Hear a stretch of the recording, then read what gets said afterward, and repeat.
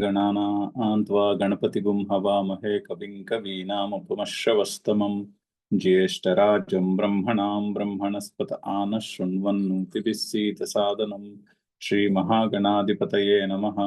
सदाशिवसमारम्भां शङ्कराचार्यमध्यमाम् अस्मदाचार्यपर्यन्तां वन्दे गुरुपरम्पराम्। श्रुतिस्मृतिपुराणानाम् आलयं करुणालयं नमामि भगवत्पादशङ्करं लोकशङ्करं। नारायणं नमस्कृत्य नरं चैव नरोत्तमं देवीं सरस्वतीं व्यासं ततो जयमुदीरयेत्। జయ గురుదేవ్. 23వ శ్లోకం చదువుదాం శ్లోకం సరే. గత సంగస్య ముక్తస్య జ్ఞానావస్థితచేతసః యజ్ఞాయాచరతః కర్మ సమగ్రం ప్రవిలీయతే. అయితే ఈ శ్లోకము మళ్ళీ గృహస్థాశ్రమంలో ఉండి తన జీవన ప్రయాణం సాగిస్తున్న సమయంలో ఆత్మజ్ఞానం యొక్క దర్శనము అంటే తన స్వరూపం ఏమిటో అర్థమైనటువంటి మనిషి గురించి చెప్తున్నారు అని చెప్పుకున్నాము. ఒకసారి ఒక్క నిమిషం వస్తున్నాను.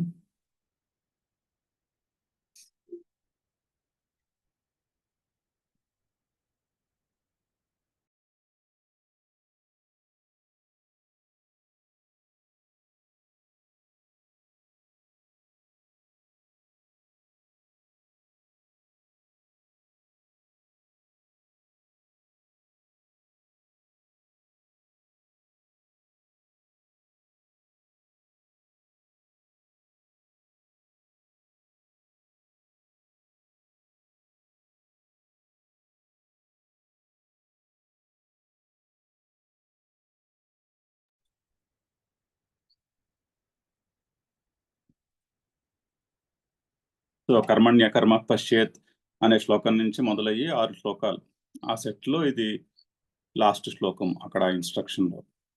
సో ఇక్కడ గృహస్థు గురించి చెప్తున్నారంటే తన గృహస్థుగా మొదలయ్యి తర్వాత ఇప్పుడు ఆత్మజ్ఞానం కలిగింది.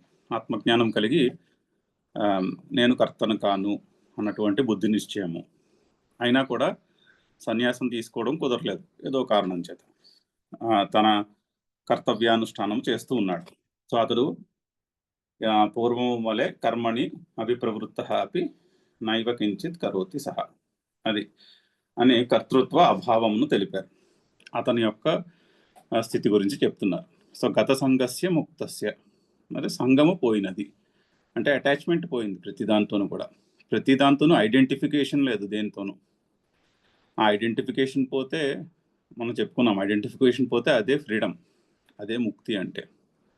అంటే ఇప్పుడు ఉద్యోగం చేస్తున్నవాడు నేను ఉద్యోగిని అన్నటువంటి అధ్యారోపం వారు దాన్ని ఏమంటారు, ఆ భావం అభిమానం ఉన్నంత వరకు ఆ ఉద్యోగానికి బద్ధుడయ్యే ఉంటాడు ఆ మనిషి. ఎప్పుడైతే మనసులో ఆ ఐడెంటిఫికేషన్ పోతుందో, అభిమానం పోతుందో, అది పోయిన మరుక్షణమే అతడు ముక్తుడైపోయినట్టు లెక్క. సాధారణంగా రిటైర్ అయినప్పుడు వస్తుంది అది, బట్ ఉద్యోగంలో ఉన్నప్పుడు కూడా కలగచ్చు ఆ భావం. నేను కర్తను కాను అని, నేను కర్తను కాను, నేను నిమిత్త మాత్రుడనై నేను చేయవలసిన పని చేస్తున్నాను అన్న బుద్ధి నిశ్చయం కలిగిన రోజున ఎప్పుడు అది కలుగుతుందో అప్పుడే ముక్తి. సో గత సంగస్య ముక్తస్య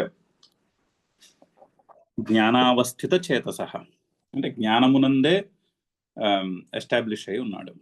ఆశ్రయము జ్ఞానం. ఎటువంటి జ్ఞానము? కర్మలయందు అకర్మను చూచుట అనే జ్ఞానము. అంటే నేను కర్తను కాను అన్నటువంటి జ్ఞానంలో నిలిచి ఉన్నాడు. జ్ఞానావస్థిత చేతసః. సాధారణంగా జనులు అలా ఉండరు. జనులకు ఆశ్రయము వాళ్ళకి జీవితంలో ఉన్నటువంటి ఆసక్తులు, రకరకాల ఆసక్తులు అయి ఉంటాయి. అలా కాకుండా జ్ఞానమునందే ఆశ్రయము. అటువంటి మనిషి పని చేస్తున్నా ఎందుకు చేస్తాడు? యజ్ఞాయ ఆచరతః కర్మ. ఇక్కడ యజ్ఞ శబ్దమునకు పరమాత్మ అని అర్థం చెప్పుకోవచ్చు, ఈశ్వరుడు అని అర్థం చెప్పుకోవచ్చు. సో ఈశ్వరుని కొరకు కర్మలు చేస్తాడు.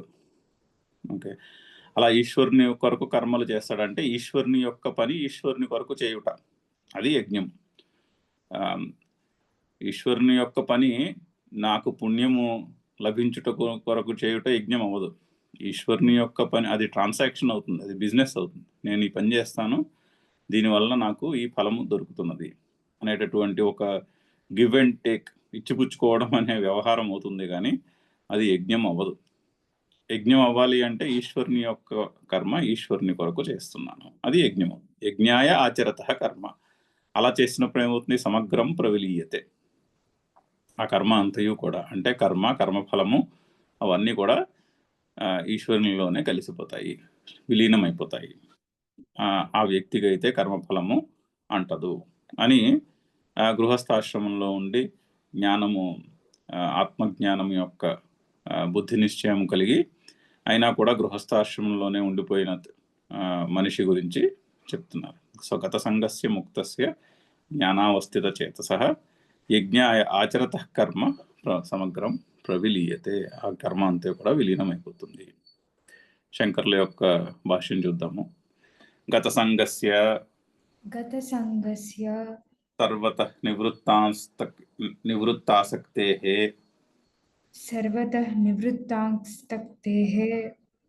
అన్ని రకాల ఆసక్తులు కూడా పోయినవాడని, అంటే దేని యందు కూడా అటాచ్మెంట్ లేదు. సర్వతః నివృత్త ఆసక్తేః.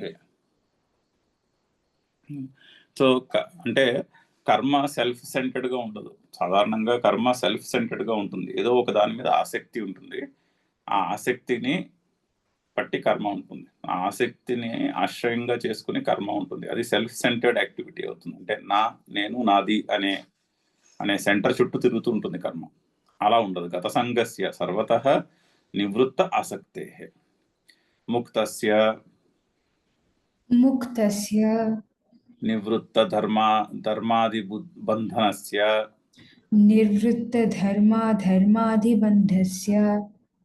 సో నివృత్త ధర్మాది బంధనస్య, ధర్మమే బంధము. ఇదివరకు కూడా చెప్పుకున్నాము. ధర్మం అంటే ఇక్కడ పుణ్యము అని అర్థం. పుణ్యము ఇచ్చే కర్మ అని అర్థం వస్తుంది. సో పుణ్యం ఇచ్చే కర్మ పుణ్యాన్ని ఇస్తే ఆ పుణ్యము బంధమే అవుతుంది. ఎందుకంటే ఆ పుణ్యాన్ని అనుభవించడానికి మంచి చోట పుట్టాలి. ఆ పుణ్యం ఖర్చు అయిపోయేదాకా మంచి చోట ఆ సుఖమైనటువంటి జీవితాన్ని ఈ లోకంలో కాకపోతే పరలోకంలో అనుభవించాలి. అది అయిపోయిన తర్వాత మళ్ళీ అటువంటి సుఖము లేనటువంటి జన్మనెత్తాలి. సో అది బంధమే అయినది, కానీ అది ముక్తి అయితే కాదు, మోక్షం అయితే కాదు. అటువంటి బంధము తొలగిపోయినవాడు.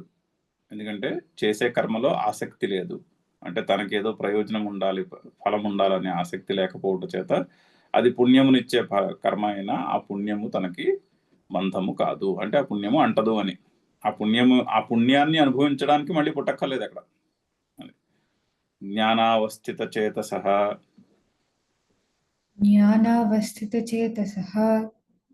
జ్ఞానే ఏవ అవస్థితం చేతః యస్య సహ అయం జ్ఞానావస్థిత చేతాః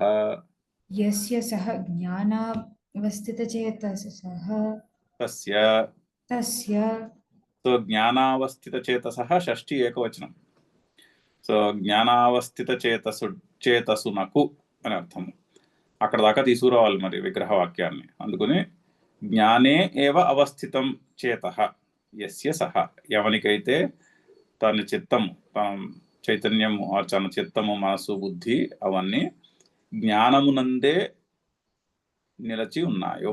జ్ఞానే ఏవ అవస్థితం చేతః యస్య సహ, ఎవనికైతే తన చిత్తము తన చైతన్యము జ్ఞానమునందే నిలిచి ఉన్నదో, అక్కడ అంతఃకరణము అని చెప్పుకోవచ్చు. ఎవనికైతే తన అంతఃకరణము జ్ఞానమునందే నిలిచి ఉన్నదో సహ, అతడు ఈ జ్ఞానావస్థిత చేతాః, అతడు జ్ఞానావస్థిత చేతసుడు, జ్ఞానమునందు నిలిచి ఉన్నటువంటి చేతస్సు కలవాడు, అంటే మనస్సు బుద్ధి కలవాడు. అతనికి తస్య, అతనికి అని పెట్టుకుంటే అది అప్పటికి అది జ్ఞానావస్థిత చేతసునకు అయినది. అతను కర్మ ఎందుకు చేస్తాడు? యజ్ఞ నివృత్త్యర్థం ఆచరతః కర్మ. సో యజ్ఞము గురించి కర్మ చేస్తాడు, అంటే యజ్ఞం గురించి కర్మ చేస్తాడంటే ఈశ్వరుని కొరకు కర్మ చేస్తాడు. ఈశ్వరుని ఈశ్వరుని కర్మ ఈశ్వరుని కొరకు చేస్తాడు అని అర్థం. అయితే ఏమవుతుంది? సమగ్రం సమగ్రం సహ అగ్రేణ ఫలేన సహ అగ్రేణ ఫలేన వర్తతే ఇది సమగ్రం కర్మ. వర్తతే ఇది సమగ్రం కర్మ. సమగ్రం అన్న పదమునకు చాలా మంచి అర్థం చెప్తున్నారు సంస్కృతంలో. అగ్రము అంటే ఫలము అని అర్థం ఉంది, అర్థం వస్తుంది. అగ్ర శబ్దానికి ఫలము అనే అర్థం వస్తుంది. అగ్రము అంటే ముందున్నది అని, అంటే తర్వాత వచ్చేదని అర్థం. ఈ క్షణంలో లేనిది. ఈ క్షణంలో కర్మ ఉంటుంది. ఇప్పుడు మనం కర్త నేను కర్తను అనుకుని పని చేస్తున్నాం అనుకోండి, ప్రజెంట్ మూమెంట్లో ఏముంది? ప్రజెంట్ మూమెంట్లో ఈ క్షణంలో కర్మయే ఉన్నది. ఈ క్షణంలో ఫలం లేదు, ఫలం ముందు వస్తుంది. ఇప్పుడు కర్మ చేస్తే తర్వాత ఎప్పుడో ఫలం వస్తుంది. ఇప్పుడు పరీక్షకు ప్రిపేర్ అయితే తర్వాత పరీక్ష రోజున రాసిన రోజున మార్కులు వస్తాయి. ఆ మార్కులు వచ్చిన తర్వాత సీట్ వస్తుంది. అలాగా.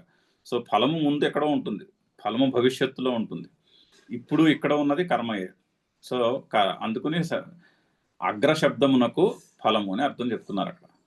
చాలా మంచి, ఆ సమగ్ర శబ్దానికి చాలా మంచి ఒక విలక్షణమైనటువంటి డెఫినేషన్ ఇస్తున్నారు.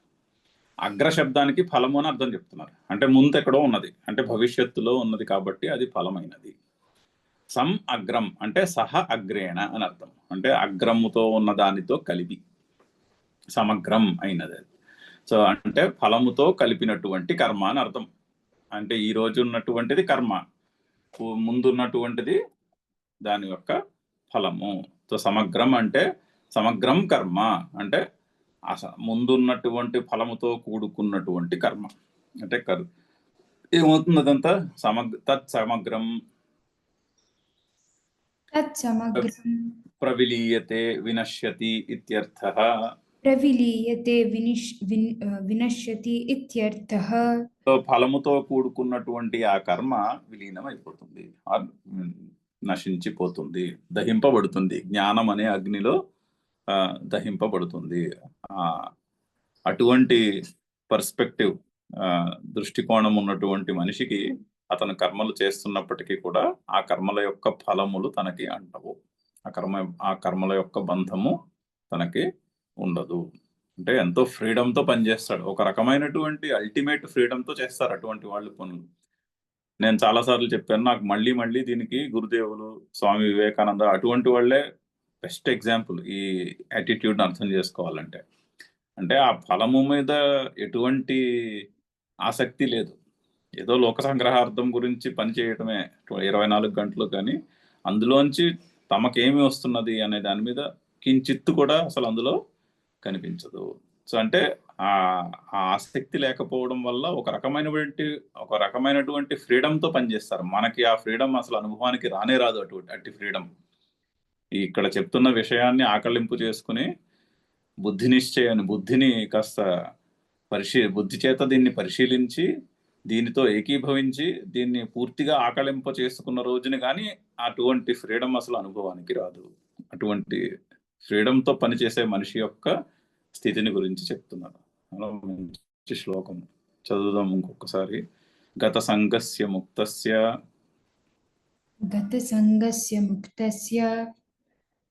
జ్ఞానావస్థితచేతసః యజ్ఞాయాచరతః కర్మ సమగ్రం ప్రవిలీయతే.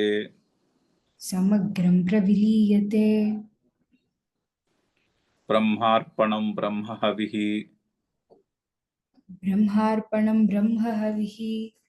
బ్రహ్మాగ్నౌ బ్రహ్మణాహుతం బ్రహ్మైవ తేన గంతవ్యం బ్రహ్మైవ తేన గంతవ్యం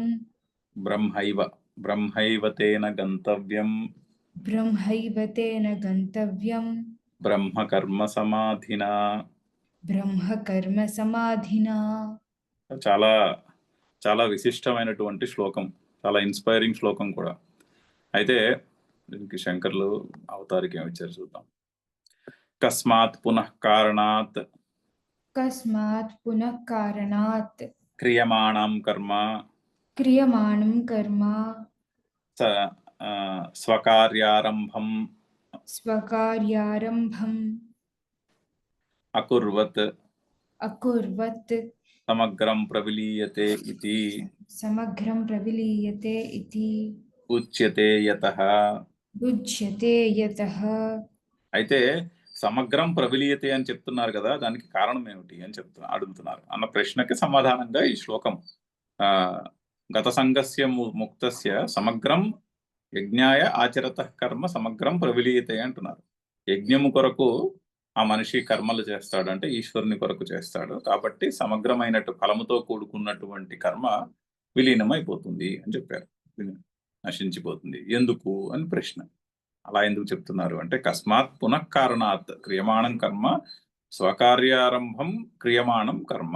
తనంతట తానుగా సంకల్పించుకుని చేసినటువంటి కర్మ సమగ్రం ప్రవిలీయతే ఇది కస్మాత్ పునఃకారణాత్. ఏ కారణం వలన మొత్తము ఆ కర్మఫలము కూడా నశించిపోతాయి అని చెప్తున్నారు అని ప్రశ్న. ఆ ప్రశ్నకి సమాధానంగా నెక్స్ట్ శ్లోకం. అది కనెక్షన్, ముందు శ్లోకంతో కనెక్షన్ ఇది. అయితే బ్రహ్మార్పణం అంటే, ఇప్పుడు యజ్ఞం చేస్తున్నారు అనుకోండి, యజ్ఞంలో కొన్ని భాగాలు ఉంటాయి. అర్పణము అంటే దేని చేత యజ్ఞంలో హవిస్సు చేస్తున్నారు, సృక్కు అంటారు. వుడెన్ స్పూన్ ఉంటుంది, దానికి సృక్కు శవము అని పేరు వాటికి. అవి దేనితో అయితే హోమము చేస్తున్నావో అది అర్పణము, దానికి అర్పణం అని పేరు. అది బ్రహ్మ అంటున్నారు. బ్రహ్మ అర్పణం అంటే ఏ సాధనము చేత యజ్ఞము చేయబడుతున్నదో అది బ్రహ్మ. బ్రహ్మ హవిహి, యజ్ఞములో వేసే హవిస్సు బ్రహ్మ. ఎందులో హవిస్సుని ఆ బ్రహ్మయే అయినటువంటి హవిస్సు, ఆ హవిస్సు కూడా బ్రహ్మయే. ఆ హవిస్సు ఎందులో దానం చేస్తున్నారు? అగ్ని అందు. అగ్ని ఏమిటి? బ్రహ్మాగ్నౌ. బ్రహ్మ హవిహి బ్రహ్మాగ్నౌ. బ్రహ్మ అనే అగ్నిలో బ్రహ్మ అనే హవిస్సుని వేస్తున్నారు. ఎవరి చేత?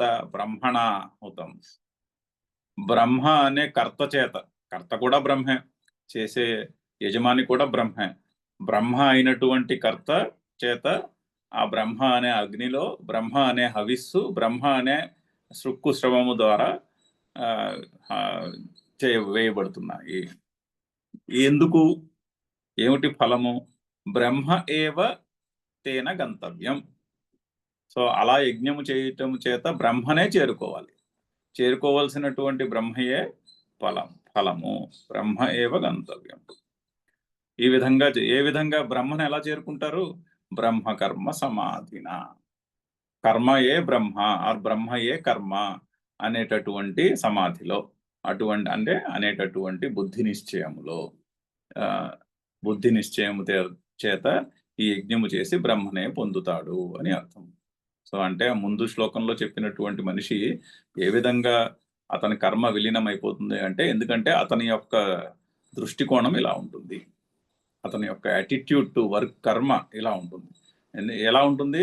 చేసే సాధనములు బ్రహ్మ. యజ్ఞము చేసే సాధనము బ్రహ్మ. యజ్ఞములో వేసే హవిస్సు బ్రహ్మ. యజ్ఞము ఏ అగ్నిలో హవిస్సు వేస్తున్నారో ఆ అగ్ని బ్రహ్మ. ఆ చేసే కర్త బ్రహ్మ. పొందే ఫలము బ్రహ్మ. మొత్తము కర్మ అంతయు బ్రహ్మయే అని అనేటటువంటి దృష్టికోణంతో చేస్తాడు. ఎంత చక్కని అండర్స్టాండింగ్. అటువంటి అండర్స్టాండింగ్తో పని చేస్తే ఏ పనైనా, ప్రతి పని కూడా అప్పుడు ఆ పని ఆ బ్రహ్మలోనే విలీనమైపోతుంది. అంతేనే కానీ దానివల్ల వచ్చే మంచి చెడ్డలు యొక్క అనుభవము అనేటటువంటి కర్మఫలం అయితే, కర్మబంధం అయితే ఉండదు అని అర్థం. చాలా ఏమంటారు, అర్థం చేసుకోవడానికి కూడా కొంచెం బాగా గట్టిగా పరిశీలించవలసినటువంటి శ్లోకం.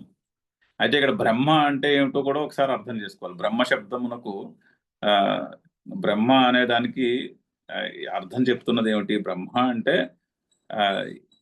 చైతన్యము అని అర్థము. ఆ అనంతమైన చైతన్యమునకు, మన హృదయంలో ఉన్నటువంటి అనంతమైన చైతన్యమునకు బ్రహ్మ అని అర్థం. ఇప్పుడు సైంటిఫిక్ గా ఒక ఎగ్జాంపుల్ చెప్పుకోవాలనుకోండి, కెమెరా మనందరం ఫోటోలు తీస్తాం కదా కెమెరాతోటి. కెమెరాతో ఎదురుకుండా ఉన్న మనిషినో దృశ్యాన్నో చూసి ఎదురుకుండా ఒక మనిషి ఉన్నాడు, ఆ మనిషిని కెమెరాలో చూస్తున్నాం అనుకోండి. ఇప్పుడు కెమెరాలో కనబడుతున్న మనిషి కెమెరాలో చూసి ఫోటో తీస్తారు, కెమెరాలో చూస్తున్నారు. కెమెరాలోకి ఏమిటి కనిపిస్తుంది? ఎదురుగుండా ఉన్న మనిషి కనిపిస్తుందా, లేకపోతే కెమెరాలో ఆ మనిషి యొక్క ప్రతిబింబము కనిపిస్తుందా? కెమెరా అనే ఎక్విప్మెంట్ లో ఆ మనిషి యొక్క ప్రతిబింబము కనిపిస్తున్నది, మనిషి కనిపించట్లేదు. ఆ మనిషి యొక్క ప్రతిబింబమును చూసి మనము ఫోటో తీస్తాం. అయితే ఆ, ఈ ఈ కెమెరాలో ఉన్న ప్రతిబింబము ఎక్కడ కనిపిస్తోంది? మన హృదయములో ఉన్నటువంటి చైతన్యములో ఆ కెమెరాలో ఉన్నటువంటి బొమ్మ కనిపిస్తోంది, అంతే కదా. మన హృదయంలో చైతన్యమే లేదనుకోండి, హృదయంలో లైటే లేకపోతే కెమెరాలో ఉన్న బొమ్మ కనిపిస్తుందా? కనిపించదు. కెమెరాలో ఉన్న బొమ్మ కనిపించాలి అంటే ముందు మన హృదయంలో ఉన్న చైతన్యము వెలగాలి, అప్పుడు కెమెరాలో ఉన్న బొమ్మ కనిపిస్తుంది. సో ఇప్పుడు ఇంతకీ అక్కడ కనిపిస్తున్నది ఏమిటి? మన హృదయంలో ఉన్నటువంటి ఇంప్రెషన్ యొక్క ప్రతిబింబమా చూస్తున్నది, లేదా నిజంగా బయట ఉన్న మనిషినా చూస్తున్నాము? అది ప్రశ్న, అడగవలసినటువంటి ప్రశ్న. దాన్ని జాగ్రత్తగా పరిశీలిస్తే తేలుతుంది ఏంటంటే, మన హృదయంలో ఉన్న చైతన్యంలో ప్రతిబింబమే కనిపిస్తున్నది కానీ ఎదురుకుండా ఉన్న జగత్ ఏమీ కనిపించట్లేదు. ఎదురుకుండా ఉన్న జగత్తును చూసి మన హృదయంలో ఉన్నటువంటి ప్రతిబింబమును, మన హృదయంలో ఉన్నటువంటి ఇంప్రెషన్స్ యొక్క ప్రతిబింబమే కనిపిస్తున్నది. ఆ కనిపించింది ఎదురుకుండా కనిపిస్తున్న జగత్ అని అనుకుంటున్నాం. సో ఆ విధంగా పరిశీలిస్తే, చాలా సైంటిఫిక్ గా పరిశీలించాలి. పరిశీలిస్తే తేలేది ఏంటంటే, కనిపించే ప్రతిదీ బ్రహ్మయే అని తేలుతుంది. ఎందుకంటే ప్రతిదీ కూడా మన హృదయంలో ఉన్నటువంటి చైతన్యములోనే ప్రతిబింబిస్తున్నది. ఆ చైతన్యమే లేకపోతే కనిపించేదే ఏమీ ఉండదు. సో ఈ వీటన్నిటికీ కారణం ఏమిటి అంటే హృదయంలో ఉన్నటువంటి చైతన్యం. సో అంతయు సమస్తము కనిపించడానికి కారణం ఏదైతే ఏ చైతన్యము ఉన్నదో ప్రతిదీ కూడా ఆ చైతన్యమే అని అని అర్థమవుతుంది. ఎలా అంటే ఇప్పుడు కెమెరాలో ఉన్న మనిషి కనిపించినట్టు మనిషి యొక్క ఫోటో బయట ఉన్న మనిషియా, కెమెరాలో ఉన్నటువంటి ఎక్విప్మెంట్ యొక్క రిజల్టా? కెమెరాలో ఉన్నటువంటి లైట్ యొక్క మాడిఫికేషన్, అంతే. కెమెరాలో ఉన్న లైట్ యొక్క మాడిఫికేషన్ అది. ఆ ఎక్విప్మెంట్ లో ఉన్న లైట్ యొక్క మాడిఫికేషన్ ఆ బయట ఉన్నటువంటి మనిషిలా కనిపిస్తుంది. అదే విధంగా ఆ కెమెరా ఇంకొక స్టెప్ వెనక్కి వస్తే, మన హృదయంలో ఉన్న లైట్ యొక్క మాడిఫికేషనే కెమెరాలో ఉన్న మనిషిలా కనిపిస్తున్నది.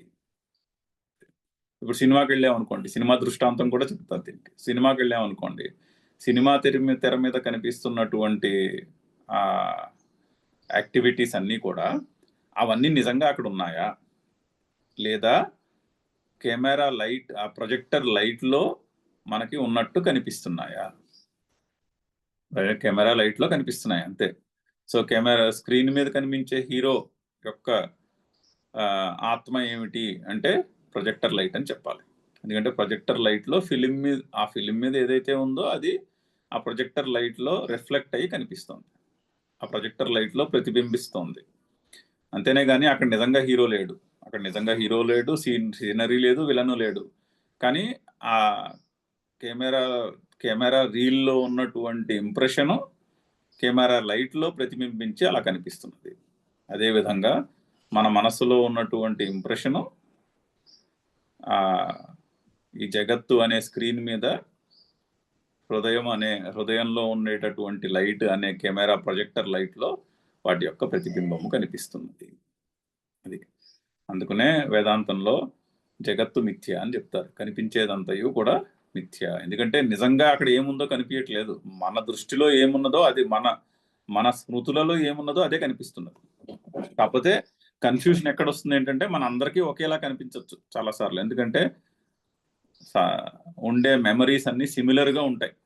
ఒక similar kind of processing capability ఉంది అందరి యూనిట్స్ లోనూ కూడా, అందరి బ్రెయిన్స్ లోను మనసుల్లోనూ కూడా ఒక similar kind of processing capability ఉన్నది.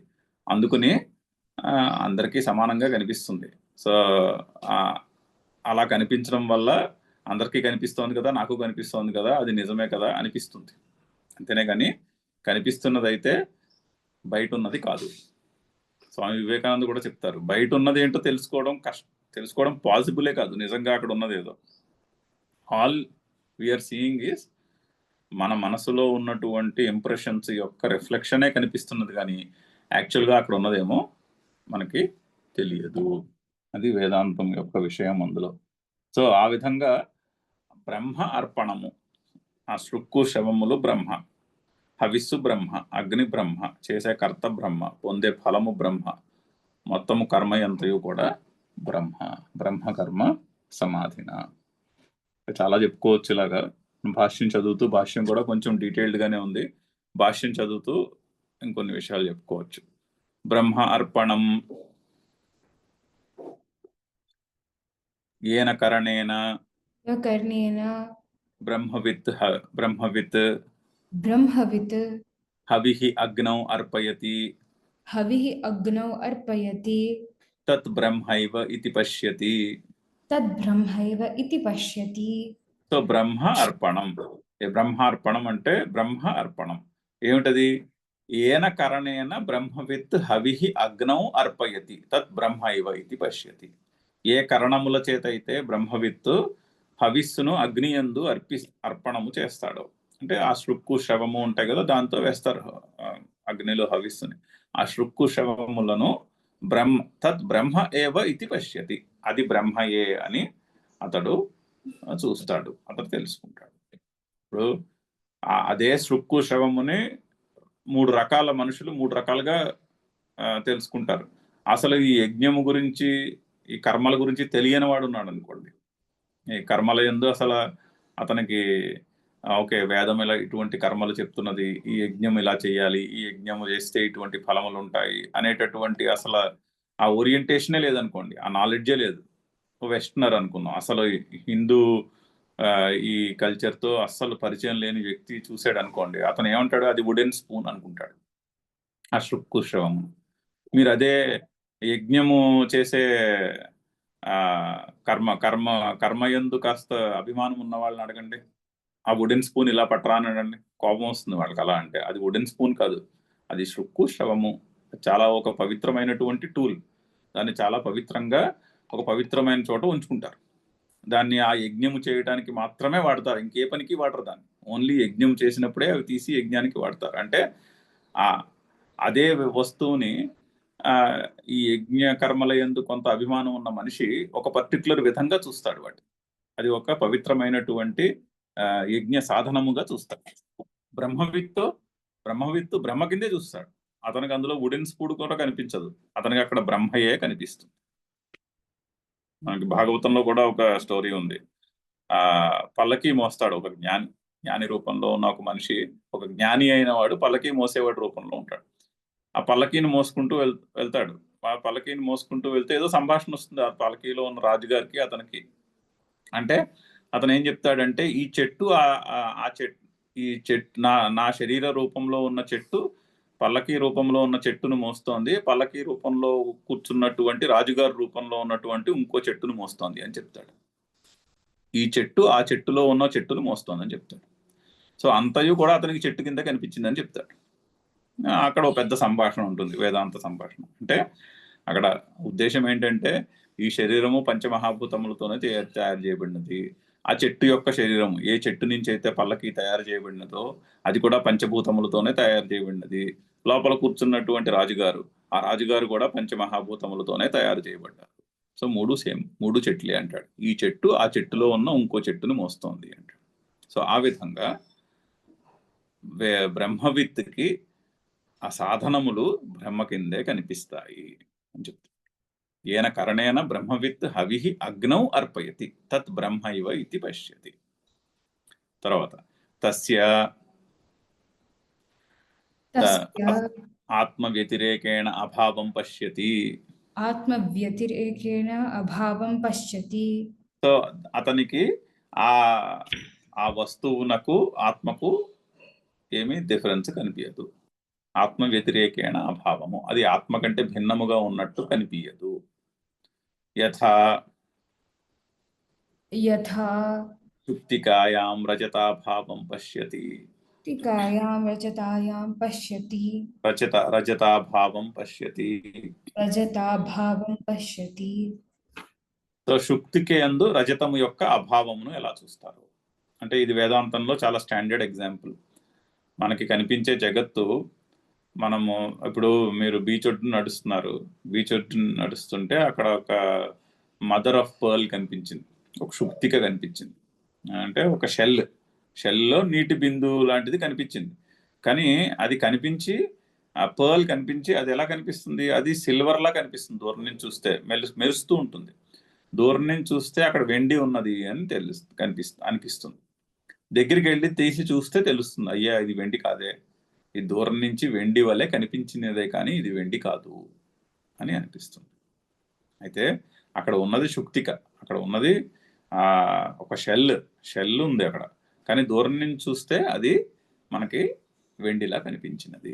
అయితే ఈ వెండి ఎక్కడి నుంచి వచ్చింది, ఈ వెండి ఎక్కడి నుంచి వచ్చిందంటే అది మన స్మృతి నుంచి వచ్చింది. మన మెమరీలో వెండి ఉంది, వెండి మీద కొంత అభిమానం ఉన్నది ఆ మనిషికి, వెండి మీద కొంత అభిమానం. అసలు వెండి అంటే ఏమిటో తెలియలేదు అనుకోండి, అప్పుడు మీకు మిస్అండర్స్టాండింగే రాదు, అది ఏమిటో తెలియదు అంతే. అంతేనే కానీ వెండి యొక్క ఇంప్రెషన్ మనసులో ఉంటే, స్మృతిలో ఉంటే అప్పుడు అక్కడ వెండి కనిపిస్తుంది. ఎలా అంటే ఇంకొంచెం తేలిగ్గా అర్థమయ్యే ఎగ్జాంపుల్, కొంత లైట్ ఉండనటువంటి చోట దూరంగా తాడు ఉందనుకోండి. సాధారణంగా తాడుంటే తాడు చూసి మాలని ఎవరు దాన్ని చాలా తక్కువ మంది దూరంగా ఉన్న కనిపించినటువంటి తాడును చూసి ఇది మాల అని అపోహపడరు. సాధారణంగా జనులు అలాంటిది ఏమైనా కనిపిస్తే ఏమనుకుంటారు, పాము ఉందనుకుంటారు. అయితే అక్కడ పాము లేదు, అక్కడ ఉన్నది తాడు. మరి పాము ఎక్కడుంది? ఈ పాము ఈ మనిషి యొక్క బుర్రలో ఉంది పాము, అక్కడ తాడు మీద లేదు. ఈ మనిషికి పాము అంటే భయం. సాధారణంగా జనులందరికీ పాము అంటే భయం. అందుకే మన కథల నిండా పాములు ఉంటాయి, పురాణాల నిండా పాములు ఉంటాయి. గుడికి వెళ్తే పాము యొక్క బొమ్మ ఉంటుంది. ఎందుకంటే అది మన ఇంప్రెషన్లో ఉన్నది, అది ఒక స్ట్రాంగ్ ఇంప్రెషన్. ఆ పాము అంటే భయం. నిజానికి మనిషికి పాము అంటే ఎంత భయం ఉంటుందో దానికి 100 రెట్లు పాముకి మనిషి అంటే భయం ఉంటుంది. దాని ప్రాణాన్ని అది కాపాడుకునే ప్రయత్నంలో అది ఉంటుంది. కానీ మనిషికి పాము అంటే భయం. అందుకని కొంచెం మసక చీకట్లో ఉన్న తాడు కనిపిస్తే ఆ తాడు మీద పాము కనిపిస్తుంది. పాము ఎక్కడొచ్చింది? పాము మనసు నుంచి మన మనసులో ఉన్న ఇంప్రెషన్ నుంచి పుట్టింది. అలాగా కనిపించే దాని మీద మనసులో ఉన్న ఇంప్రెషన్ సూపర్ ఇంపోజ్ చేసుకుని చూస్తాం. ఇవి చాలా స్టాండర్డ్ ఎగ్జాంపుల్స్ ఇవి. వేదాంత పుస్తకంలో ఈ 2 ఎగ్జాంపుల్స్ చాలా చోట్ల ఉంటాయి. శంకర్లు కూడా ఈ శుక్తికలో రజతాభావము, అలాగే తాడు మీద పాము యొక్క అభావము, ఈ 2 చాలా సార్లు చెప్తారు. అలాగా ఆ సూపర్ ఇంపోజిషన్ ఉండదు, అంటే ఆ మిస్అండర్స్టాండింగ్ మిస్ రిప్రజెంటేషన్ ఉండదు. జ్ఞానికి శృక్కు శ్రవము చూసినా కూడా అందులో బ్రహ్మయే కనిపిస్తాడు, అందులో శృక్కు శ్రవము కనిపించదు. అక్కడ ఉన్నది ఆ పంచమహాభూతంలో ఆ పరబ్రహ్మ యొక్క స్వరూపము అలాగే కనిపిస్తుంది. కానీ అదేదో వుడెన్ స్పూన్ అనో లేకపోతే శృక్కనో అతనికి కనిపించదు. ఆత్మ వ్యతిరేకేణ అభావం పశ్యతి యథా శుక్తికాయాం రజతాభావం పశ్యతి. తత్ ఉచ్యతే బ్రహ్మార్పణం ఇది. అందుకని దాన్ని బ్రహ్మార్పణం అని అంటున్నారు. అయితే ఇలాగా ఈ బ్రహ్మ అర్పణం ఈ 2 ఇప్పుడు అక్కడ ఆ సమస్త పదం చేయడంలో కూడా కొంత తేడా ఉంది గ్రామటికల్ గా కూడా. ఇప్పుడు చూడండి, రామబాణము అన్నాం అనుకోండి. రామబాణము అంటే ఏమైంది? దాని విగ్రహవాక్యం రాస్తే రాముని యొక్క బాణము అవుతుంది. అంటే అక్కడ షష్ఠీ విభక్తి చేత పొసెషన్ చూపిస్తున్నారు, రిలేషన్షిప్ చూపిస్తున్నారు. అంటే రాముని యొక్క బాణము రామబాణము. ఇక్కడ అలాంటిదిగా ఇది బ్రహ్మ యొక్క అర్పణము బ్రహ్మార్పణము అలా కాదు కదా. ఇక్కడైతే అది కాదు. ఓకే, ఇంకొకలా ఉంటుంది. నీలోత్పలము, నీలమైనటువంటి నీల ఘటము అన్నాం అనుకోండి. నీలమైనటువంటి ఘటము. ఇప్పుడు ఘటము నీలము 2 ఉన్నాయి, 2 ఒకే చోట ఉన్నాయి. నీలం అనే రంగు ఉంది, ఘటం ఉంది. అయితే అప్పుడు ఏమైంది? ఆ నీలం అనే పదము ఘటమునకు విశేషణమైనది, విశేష భావము ఉన్నది. ఇక్కడ అలా ఉందా? బ్రహ్మ అర్పణం, ఒకటేమో సృక్కు స్రవము, ఇంకొకటి బ్రహ్మ. అలా కూడా కాదు, ఇది నీలమైనటువంటి ఘటము, అలా కూడా చెప్పలేము దీన్ని. అటువంటి సమాసం కాదు.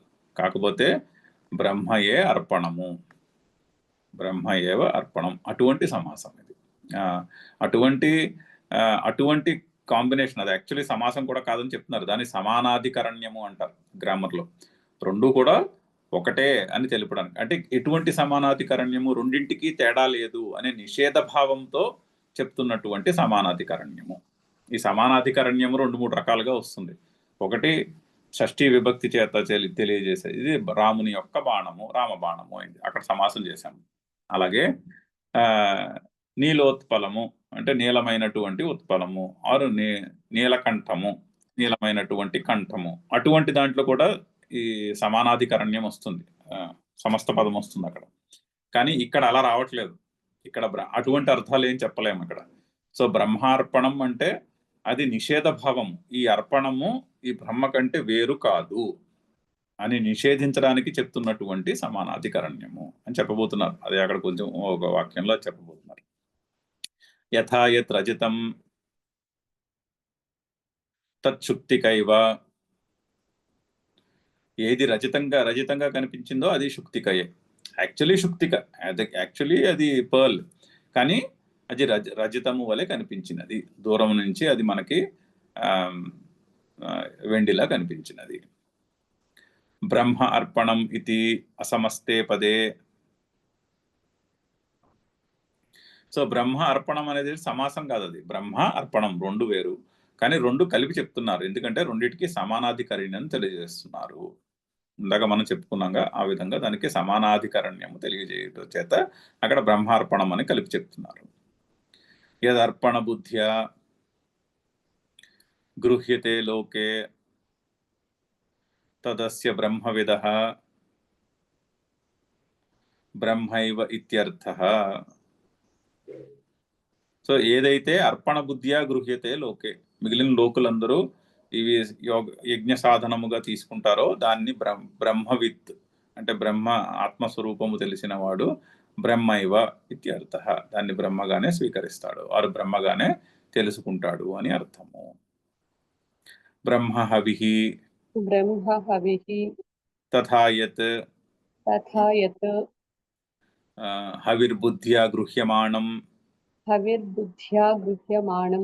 తద్బ్రహ్మైవ అస్య. అస్య అంటే అతనికి, అందరూ ఏదైతే హవిస్సు అనే బుద్ధి చేత తీసుకుంటారో దానిని కూడా అతను బ్రహ్మగానే స్వీకరిస్తాడు, అతనికి అది బ్రహ్మగానే కనిపిస్తూ ఉంటుంది. మనకి అందులో వేసే హవిస్సు ఇది రకరకాల దేవతలకు సంబంధించినటువంటి రకరకాల హవిస్సు అని మిగిలిన లోకులందరూ అనుకుంటారు, కానీ బ్రహ్మవిత్తుకి మాత్రం అది బ్రహ్మయే. తథా బ్రహ్మాగ్నౌ ఇది సమస్తం పదం. తథా బ్రహ్మాగ్నౌ ఇది సమస్తం పదం. బ్రహ్మ అగ్ని అన్నది మళ్ళీ సమస్త పదం, ఇది సమాసము. బ్రహ్మ ఏవ అగ్ని బ్రహ్మాగ్ని అని చెప్పుకోవచ్చు, అని సమస్త పదం చేయొచ్చు. ఇందాక బ్రహ్మార్పణం సమాసం కాదు, గ్రామటికల్ గా రెండు వేరు వేరే, కానీ రెండు పక్క పక్కన చెప్పుట వలన రెండిటికి సమానాధికరణ్యం తెలుపుతున్నారు. అది కూడా ఎటువంటి సమానాధికరణ్యము, సమాసం చేయబడినది కాదు, కానీ నిషేధాన్ని తెలియజేసే సమానాధికరణ్యం చెప్తున్నారు అని గ్రామటికల్ గా అక్కడ విషయాన్ని తెలియజేశారు. ఇది మాత్రం సమస్త పదం బ్రహ్మాగ్ని అన్నది. అయితే అర్థం ఏమొస్తుంది, బ్రహ్మ ఏవ అగ్ని అనే అర్థంలో చెప్పేటటువంటి సమస్త పదం. ఇప్పుడు బ్రహ్మలోకము అన్నారు అనుకోండి, ఆ బ్రహ్మ యొక్క రెండు విధాలుగా చెప్పొచ్చు, దానికి బ్రహ్మ యొక్క లోకము బ్రహ్మలోకము అని చెప్పొచ్చు. అంటే వేరొక పరలోకం ఏదో ఉన్నది, అది బ్రహ్మ యొక్క లోకము, అది బ్రహ్మలోకము అని చెప్పొచ్చు. లేదా ఇంకోలా చెప్పొచ్చు, బ్రహ్మ ఏవ లోకము, బ్రహ్మయే లోకము, కనిపించేదంతా బ్రహ్మయే, అందుకని కనిపించేదియే బ్రహ్మలోకం, ఇదియే బ్రహ్మలోకము అని కూడా చెప్పుకోవచ్చు. ఎప్పుడు ఇది బ్రహ్మలోకం అవుతుంది, కనిపించేదంతా బ్రహ్మయే అని తెలుసుకున్న రోజున ఇక్కడ ఉన్నదే బ్రహ్మలోకం అవుతుంది, అలా చెప్పొచ్చు అర్థం. ఇక్కడ అలా చెప్తున్నారు. బ్రహ్మాగ్ని, బ్రహ్మ అనేది సమస్త పదం, దానికి అర్థం చెప్తున్నారు చూడండి. అగ్ని అపి బ్రహ్మ ఏవ, అగ్ని అపి బ్రహ్మ ఏవ. సో అగ్ని కూడా బ్రహ్మయే, అందుకని బ్రహ్మాగ్ని. ఏమిటి అగ్ని ఇక్కడ, యత్ర కూయతే, యత్ర కూయతే ఎత్ర హూయతే అంటే ఎక్కడైతే హవిస్సును వేస్తున్నారో ఆ అగ్ని కూడా బ్రహ్మయే. నెక్స్ట్ బ్రహ్మణ కర్త. బ్రహ్మణ కర్త. సో బ్రహ్మణ కర్త, కర్త కూడా బ్రహ్మనే. బ్రహ్మణ అని ఉందిగా, బ్రహ్మణ అంటే అది తృతీయ విభక్తి కర్తను తెలియజేస్తుంది సెంటెన్స్ లో. సాధారణంగా రామేణ రావణ హతః అన్నాం అనుకోండి, రామేణ రాముని చేత రావణుడు చంపబడినాడు. సో రామేణ అన్నది కర్తను తెలియజేస్తుంది. సెంటెన్స్ లో తృతీయ విభక్తి ఎప్పుడు కూడా కర్తనే తెలియజేస్తుంది. సో బ్రహ్మణ హుతం అంటే బ్రహ్మణ అంటే కర్త, అంటే చేసే యజమాని కూడా బ్రహ్మయే. బ్రహ్మైవ కర్త ఇత్యర్థః. బ్రహ్మైన కర్త ఇత్యర్థః. కర్త బ్రహ్మ ఏవ, కర్త కూడా బ్రహ్మయే అని అర్థము. యత్ తేన హుతం. యత్ తేన హుతం. హవన క్రియా తత్ బ్రహ్మ ఏవ. హవన క్రియా తత్ బ్రహ్మ ఏవ. సో దేని చేతైతే హవిస్సు ఆ అగ్నిలో వేయబడుతుందో ఆ కర్మ కూడా బ్రహ్మయే అని అర్థం. యత్తేన గంతవ్యం ఫలం. యత్తేన కర్తవ్యం ఫలం. గంతవ్యం ఫలం. గంతవ్యం ఫలం. తదపి బ్రహ్మైవ. తదపి బ్రహ్మైవ. పొందబడే ఫలము కూడా బ్రహ్మయే.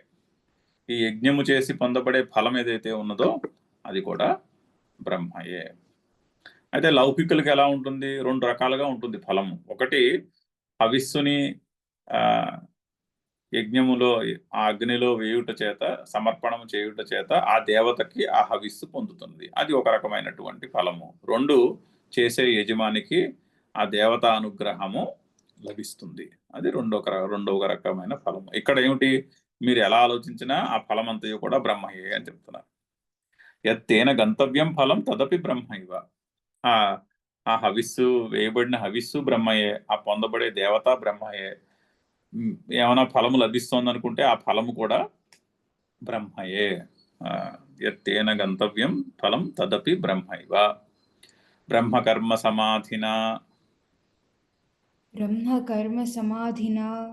సో బ్రహ్మకర్మ సమాధి నా అంటే తృతీయ ఏకవచనం అది. సో బ్రహ్మకర్మ సమాధిన్ అనే శబ్దం రావాలి, అది వచ్చి దానికి తృతీయ చేసుకుంటే బ్రహ్మకర్మ సమాధిన అవుతుంది. సో బ్రహ్మకర్మ సమాధికి మరి సమస్త పదం చెప్పాలి. ఫస్ట్ బ్రహ్మకర్మ, బ్రహ్మైవ కర్మ బ్రహ్మకర్మ. బ్రహ్మైవ కర్మ బ్రహ్మకర్మ. సో బ్రహ్మయే కర్మ, అది బ్రహ్మకర్మ.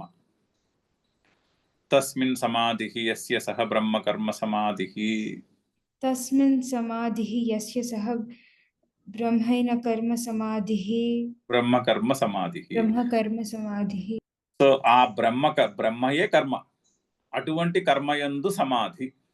తస్మిన్ సమాధి యస్య సహ, ఎవనికైతే ఉంటుందో అతడు బ్రహ్మకర్మ సమాధి, అతడు బ్రహ్మకర్మ సమాధిలో ఉన్నవాడు అని చెప్పుకోవాలి. దానికి సంస్కృత పదము బ్రహ్మకర్మ సమాధి. ఏ కర్మ అయితే బ్రహ్మయో ఆ కర్మయందు నిలిచి ఉన్నవాడు అని అర్థం. ఆ కర్మయందే భేదములు చూడకుండా ఆ కర్మయందే నిలిచి ఉన్నవాడు అని అర్థం. అంటే ఇప్పుడు సాధారణంగా అందరికీ మనకి భేదములు కనిపిస్తాయి అన్నిట్లోనూ. ఇప్పుడు యజ్ఞంలో ఇంత భేదం కనిపిస్తుంది. ఆ యజ్ఞం యొక్క సంభారం ఉన్నది, ఆ యజ్ఞ అగ్ని ఉన్నది, చేసే యజమాని ఉన్నాడు, హవిస్సు వేయడానికి టూల్స్ సృక్కు స్రవము ఉన్నాయి, ఆ తర్వాత అందులో వేయబడే హవిస్సు ఉన్నది, పొందబడే దేవత ఉన్నాడు, మనకి వచ్చే ఫలము ఉన్నది. ఇన్ని భేదములు కనిపిస్తాయి సాధారణంగా లౌకికులకి. ఆ భేదములు ఏమీ కనిపించవు జ్ఞానికి, అన్నీ కూడా బ్రహ్మ కిందే కనిపిస్తాయి. అటువంటి దృష్టికోణములో నిలిచి ఉన్నవాడు బ్రహ్మకర్మ సమాధి. ఆ భేద దృష్టి ఏమీ లేకుండా, ఆ భేదములు ఏమీ కనిపించకుండా. అంటే మనకి ఈ భేదమే కనిపిస్తుంది, అందుకే మనకు కనిపించేదానికి ప్రపంచము అని అర్థం. అంటే అందులో 5 రకాల భేదాలు కనిపిస్తాయని చెప్తారు టెక్నికల్గా, అందుకని అది ప్రపంచమైనది. 5 రకాల భేదాలు కనిపిస్తాయి, అంటే కాంబినేషన్ జీవుడు, జగత్తు, ఈశ్వరుడు, ఈ కాంబినేషన్ లో మనకి 5 రకాల భేదములు కనిపిస్తాయి. అంటే జీవునికి భేదం ఉంటుంది, జీవునికి జగత్తుకి భేదం ఉంటుంది, జగత్తులో కనిపించే బోల్డ్ అన్ని పదార్థాలు ఉంటాయి, జడ పదార్థాలు. ఈ పదార్థానికి ఆ పదార్థానికి భేదం ఉంటుంది. నెంబర్ 3, జీవునికి ఈశ్వరునికి భేదం కనిపిస్తుంది. నెంబర్ 4, ఈశ్వరునికి జగత్తుకి భేదం కనిపిస్తుంది. నెంబర్ 5. 5 రకాల భేదములు మన ఎక్స్పీరియన్స్కి వస్తాయి కాబట్టి దానికి ప్రపంచము అని పేరు పెట్టారు. ఇటువంటి భేద దృష్టి లేనివాడి బ్రహ్మకర్మ సమాధి, అంతా కూడా బ్రహ్మ కింద కనిపిస్తుంది. అతడు బ్రహ్మకర్మ సమాధిలో ఉన్నటువంటి వాడు. అటువంటి వాని చేత చేయబడే కర్మ బ్రహ్మకర్మ సమాధిన బ్రహ్మ ఏవ గంతవ్యం. బ్రహ్మకర్మ సమాధిన బ్రహ్మ ఏవ గంతవ్యం. అది అటువంటి బుద్ధి నిశ్చయంతో చేసే కర్మలు బ్రహ్మకర్మ సమాధి. అటువంటి వాని చేత బ్రహ్మ ఏవ గంతవ్యం. అటువంటి పర్స్పెక్టివ్తో కర్మలు చేసిన వాడు బ్రహ్మనే పొందుతాడు అని అర్థము. ఇక్కడ కొంచెం డిస్కషన్ ఉంది దీని మీద, ఎందుకంటే సెటిల్ చేయవలసినటువంటి విషయాలు ఉన్నాయి ఈ శ్లోకంలో. అంటే జ్ఞానికి సమస్తము కూడా బ్రహ్మయే కనిపిస్తుంది అన్న మ్యాటర్ని సెటిల్ చేయాలి. సో కొంత టైం పడుతుంది. ఇక్కడ మళ్ళీ 2-3 పారాగ్రాఫ్లు మనకి కొంత భాష్యం ఉన్నది. ఏవం లోక సంగ్రహం చికీర్షుణాపి ఏవం లోక సంగ్రహం చికీర్షుణాభి క్రియమాణం కర్మ పరమార్థతః అకర్మ. సో ఈ విధంగా లోక సంగ్రహం చికీర్షుణ అపి, లోక సంగ్రహాన్ని కోరుకుంటూ చేసేవాని యొక్క క్రియమాణం కర్మ, చేసేవాని కర్మ కూడా, అంటే జ్ఞాని మరి లోక సంగ్రహాన్ని దృష్టిలో పెట్టుకుని పని చేస్తాడు, అతనికి ఏం అక్కర్లేదు. సో లోక సంగ్రహం చికీర్షుణ అపి క్రియమాణం కర్మ పరమార్థతః అకర్మ. ఇన్ రియాలిటీ పరమార్థతః అంటే ఇన్ రియాలిటీ అల్టిమేట్గా అది అకర్మయే. ఎందుకు అంటే చెప్తున్నారు కదా, అంతా బ్రహ్మయే కనిపిస్తున్నది. ఇంకా అంతా బ్రహ్మయే కనిపిస్తున్నప్పుడు ఇంకా కర్మ ఎక్కడ ఉన్నది అందులో? అది కర్మ చేస్తున్నప్పటికీ కూడా అకర్మయే అయినది. కర్మ ఉండాలంటే భేదం ఉండాలి. కర్మ యొక్క ఇప్పుడు ఏదైనా వర్క్ దానికి కర్మ అని పేరు పెట్టాలి అంటే ఫస్ట్ డిఫరెన్సియేషన్ ఉండాలి. ఇది పని, అది ఫలము, నేను కర్తను, అంతవరకు అయినా డిఫరెన్సియేషన్ ఉండాలి మనసులో, అప్పుడే అది కర్మ అవుతుంది. ఆ డిఫరెన్సియేషన్ లేని వాడికి అది కర్మ ఎలా అవుతుంది? అది అకర్మయే కదా. దానికే హేతువు చెప్తున్నారు పంచమిలో, బ్రహ్మబుద్ధి అపమృదితత్వాత్. బ్రహ్మబుద్ధి అపమృదితత్వాత్ అంటే ఆ బ్రహ్మబుద్ధి ఏం చేస్తుంది? ఆ భేదములను నశింపచేస్తున్నది. కాబట్టి మనకి కనబడే భేదములను బ్రహ్మబుద్ధి, అంతయు బ్రహ్మయే అనే బుద్ధి నిషేధిస్తోంది. అందుకని అతడు కర్మ చేస్తున్నప్పటికీ కూడా పరమార్థతః అకర్మ ఏవ. నివృత్త కర్మణోపి సర్వకర్మ సన్యాసినః సమ్యక్ దర్శనః స్తుత్యర్థం యజ్ఞత్వ సంపాదనం జ్ఞానస్య సుతరాముపపద్యతే. అయితే జ్ఞానికి చేసేదంతా అకర్మైనా కూడా, అకర్మ అయితే మరి ఇదంతా ఎందుకు చెప్తున్నారు అంటే, నివృత్త కర్మణః సర్వకర్మ సన్యాసినః సమ్యక్ దర్శనః స్తుత్యర్థం యజ్ఞత్వ సంపాదనం. అతన్ని స్తుతించుటకు, ఆ జ్ఞాని యొక్క దృష్టిని ఆ జ్ఞాని యొక్క దృష్టిని స్తుతించుటకై ఆ జ్ఞాని యొక్క కర్మ మీద యజ్ఞం అనే ఆరోపణము చేస్తున్నారు. అది యజ్ఞము అని దానికి పేరు పెడుతున్నారు జ్ఞాని చేసే కర్మకు. జ్ఞాని చేసే కర్మ ఫలమును ఉద్దేశించి చేయట్లేదు, జ్ఞాని లోక సంగ్రహాన్ని ఉద్దేశించి కర్మ చేస్తున్నాడు. ఆ పర్స్పెక్టివ్ని స్తుతించాలి, ఎందుకంటే ఆ పర్స్పెక్టివ్ని స్తుతిస్తే మనలాంటి వాళ్ళకి ఆ స్తుతి విని దాని మీద ఇంట్రెస్ట్ కలిగి కాస్త ఇన్స్పైర్ అయ్యి దాన్ని మనము ఆకలింపు చేసుకునే ప్రయత్నం చేస్తామనే ఉద్దేశంతో ఆ జ్ఞాని యొక్క పర్స్పెక్టివ్ని స్తుతిస్తున్నారు. ఆ జ్ఞాని యొక్క పర్స్పెక్టివ్ని స్తుతిస్తూ ఆ స్తుతిలో భాగముగా జ్ఞాని యొక్క కర్మకు యజ్ఞం అనే పేరు పెడుతున్నారు అంటున్నారు. ఎందుకంటే యజ్ఞం అంటే ఇలా డిఫైన్ చేయలేదు వేదంలో యజ్ఞం అంటే కర్త, యజ్ఞము, ఫలము అనే డిఫరెన్సియేషన్ ఉంది. ఆ యజ్ఞమునకు కావాల్సినటువంటి సంభారములు, ఈ కరణములు, ఆ హవిస్సు, ఆ దేవతానుగ్రహము, ఇన్ని ఆ దేవతానుగ్రహం మీద కోరిక, ఆ ఫలం మీద కోరిక, ఇన్ని ఆస్పెక్ట్స్ ఉన్నాయి యజ్ఞములో. ఇవన్నీ వేదమే చెప్పినది.